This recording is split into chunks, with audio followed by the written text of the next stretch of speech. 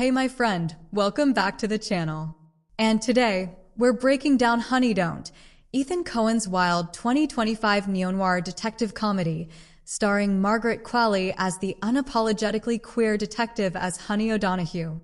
So the film opens at the scene of a car accident in Bakersfield, California, involving a woman named Mia Novotny, where we also see another woman named Cher, who arrives and takes a ring with a cross symbol from Mia's finger. She then goes skinny dipping in a nearby lake and leaves on her motorcycle before police arrive on the scene. Then later with a call, private investigator Honey O'Donoghue arrives at the accident scene and meets with Detective Marty Medikowicz. So as Honey sees Mia, she recognizes Mia but lies to Marty and says she was not a client of Honey's. Actually, Mia took an appointment with Honey to discuss something, but she died. So in the present, Marty tries to hit on Honey, but she tells him that she likes girls as she leaves the place. Honey then goes to her office, where her assistant Spider introduces her to a new client, Mr. Siegfried. And he tells Honey that he believes his boyfriend is seeing someone else and wants her help to investigate him.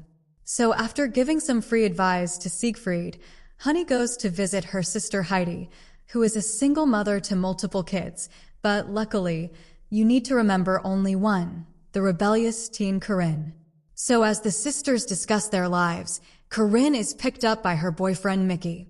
Meanwhile, at the Four-Way Temple Church, Reverend Drew Devlin is doing important exercise with one of his female members when his right-hand man Shuggy comes to inform him that one of their drivers, Little Joey, has overdosed on their drug supply, while his father, Big Little Joey, weeps as he holds his son's body. So after Big Little Joey leaves, next day Drew met Cher, the woman from the first scene. Actually, Cher is the liaison between Drew and some French drug traffickers. Well, she informs Drew that the French are not happy with the way he is handling business, like after Mia was found dead. Police now will possibly link her to the church, but Drew denies being sexually involved with her. On the other side, Honey starts to look into Mia's death. She investigates where Mia works, and later she speaks to M.G. Falcone, a police officer that she shares a mutual attraction with. Then as M.G. Falcone gives the address, Honey goes for Mia's home, where she met and talks to Mia's mother. But when it seems that Mia was a regular nice girl, Honey finds an S&M outfit among Mia's belongings in her bedroom. Meanwhile at a bar, a young man named Colligan is approached by a drug dealer named Hector. Actually, Hector came to supply drugs to Colligan, but Colligan does not have money for the drugs, and he is doing this second time, like he already needs to pay for the first time. So when Hector refuses to give, Colligan offers to perform blowjob on Hector.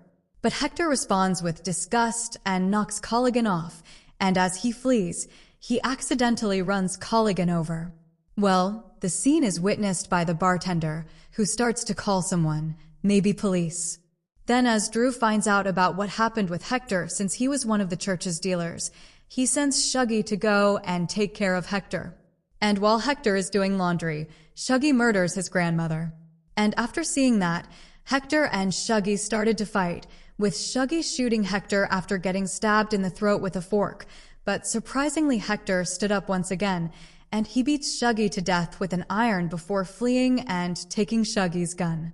Later, Hector runs to the church and runs into Drew having S&M with two women, after which he tries to shoot him.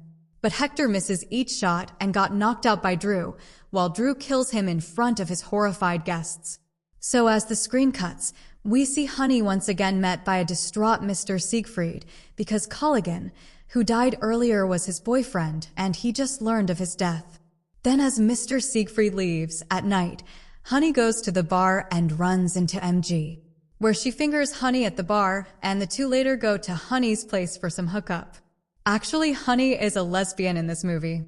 So later in the morning, Honey finds Corinne at her door with a black eye, beaten by her boyfriend Mickey.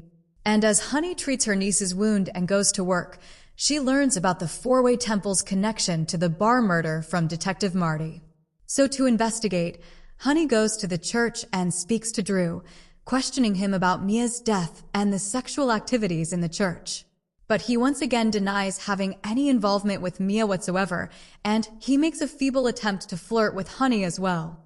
So ultimately, she leaves without any vital information, but she can see that Drew uses his power to prey on troubled women like Mia. Meanwhile, at Corinne's job, she sees an older man sitting in the restaurant, staring at her and making her uncomfortable. And after her shift, she walks to the bus stop and sees the same man sitting there, waiting for her. And as he tells Corinne he loves her, terrified Corinne ran from there quickly. On the other side, Honey and MG bonds again, where they talk over past traumas.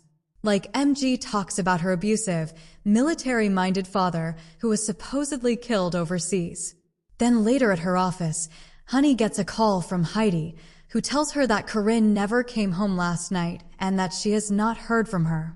So after hearing the situation and having argument with her sister, Honey starts her search by going to Mickey's trailer and investigating him. And there she beats him in retaliation for his abuse towards Corinne and threatened him with rifle. But after some beating, Mickey truthfully tells her that he had nothing to do with her disappearance. So Honey leaves after smashing his rifle. And when she returns home, she finds the old man at her house. And here we learns that he is Honey and Heidi's estranged father, hoping to reconnect after abusing his wife and daughters when he was still around. Later, he tries to put on a weepy display to make Honey feel bad, but she is unmoved and told him that he is already dead. Then Honey goes around town looking for Corinne, but didn't get any clues. So she later gets a call from Marty, who says that Mia was also stabbed before the car crashed. Well, after hearing that, Honey goes to Four-Way Temple again to have another word with Drew, suspecting that Corinne might be there. But there, Drew is finishing up his hookup with Cher, who later executes him after stating how the French are not happy with him. So from outside, Honey hears the gunshot and sees Cher leaving on her motorcycle, but Honey does not see her face. After that, Honey goes to the police station, where she told about the gunshot and her missing niece.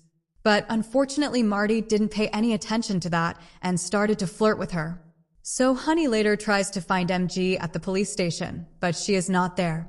That's why she goes to MG's house to surprise her, only to discover a green lipstick smudge on a teacup that's the same shade that Corinne wears. So after realizing Honey knows that she kidnapped her niece, MG attacks her with a tea kettle and then take out a knife.